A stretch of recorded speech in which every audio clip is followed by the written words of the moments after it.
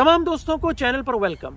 जो लोग न्यूजीलैंड जाना चाहते हैं उनके लिए गुड न्यूज़ है कि न्यूजीलैंड गवर्नमेंट ने एक ऐसा वर्किंग वीज़ा इंट्रोड्यूस करवाया है जिसके लिए ना तो आइल्स की रिक्वायरमेंट है और ना ही कोई फॉर्मल डिग्री चाहिए, बल्कि ये वीज़ा आप खुद भी अप्लाई कर सकते हैं बगैर किसी एजेंट के।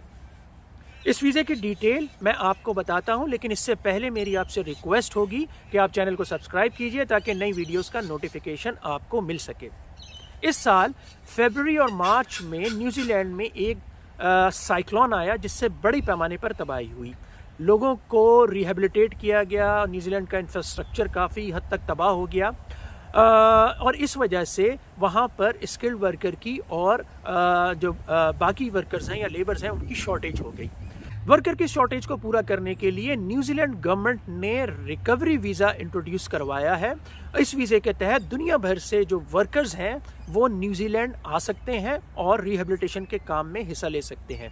रिकवरी वीज़ा के तहत ना तो आपको आइल्स देने की ज़रूरत है, ना ही आपको फॉर्मल डिग्री चाहिए और आप ये वीज़ा बगैर किसी एजेंट के भी अप्लाई कर सकते हैं। रिकवरी वीज़ा की मुद्दत 6 महीने है और आप तकरीबन 4,000 से लेकर $10,000 पर महीने इस वीज़े के तहत आपकी इनकम हो सकती है।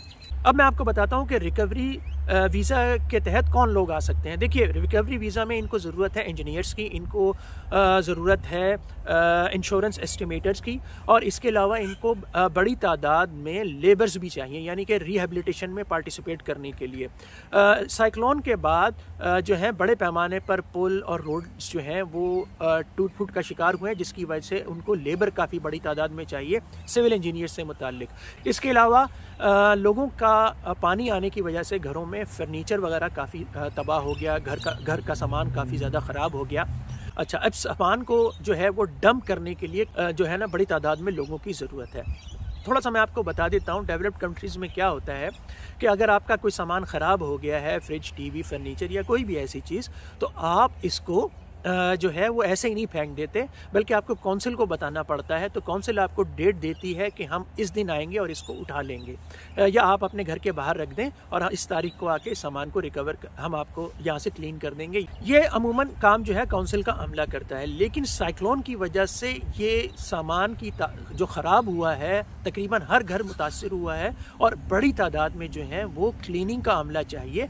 तो इस किस्म के लेबर की भी यहाँ पर बहुत ज़्यादा रिक्वायरमेंट है। इस तरह से जब आप ये सामान ले जाएंगे तो आपको जाहिर सी बात है उसकी ट्रांसपोर्ट की ज़रूरत पड़ेगी, तो इस तरह से जो ड्राइवर हैं उनकी भी बहुत ज़्यादा ज़रूरत है।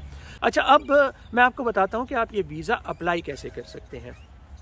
देखिए, इसके लिए ज़रूरी है कि आपको जो है एम्प्लॉयर ढूंढना पड़ेगा और एम्प्लॉयर जो है वो आपको स्पॉन्सर करेगा इस वीज़े के तहत। और ये वीज़े का प्रोसेसिंग टाइम जो है वो तकरीबन 7 दिन है और सिर्फ 7 दिन के अंदर अंदर जो है वो आपको ये वीज़ा मिल जाएगा। और इस वीज़े की फ़ीस तकरीबन $700 है।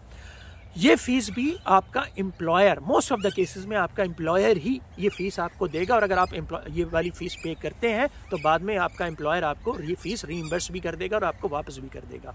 अब मैं आपको बता देता हूं कि आप इस वीज़े के लिए जो है वो एम्प्लॉयर किस तरह से ढूंढ सकते हैं। आपकी स्क्रीन पर कुछ वेबसाइट्स आ रही होंगी।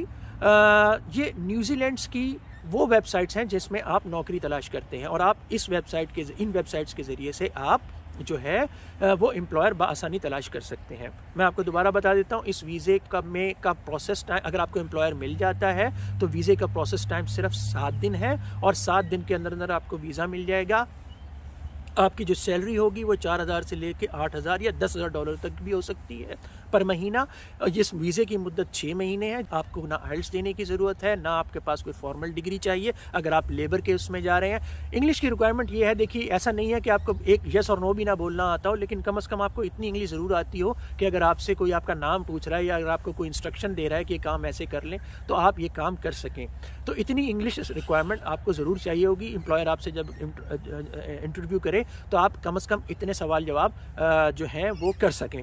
इसके अलावा मैं आपको स्क्रीन पे भी डिटेल दे रहा हूँ और नीचे मैं आपको न्यूजीलैंड की इमिग्रेशन का वेबसाइट का लिंक भी दे रहा हूँ, जहाँ पर आपको इस वीज़े के बारे में तफसील से पता चल जाएगा। और मैं आपको ये बता दूँ कि जो रिकवरी वीज़ा है ये किसी किस्म का स्कैम नहीं है।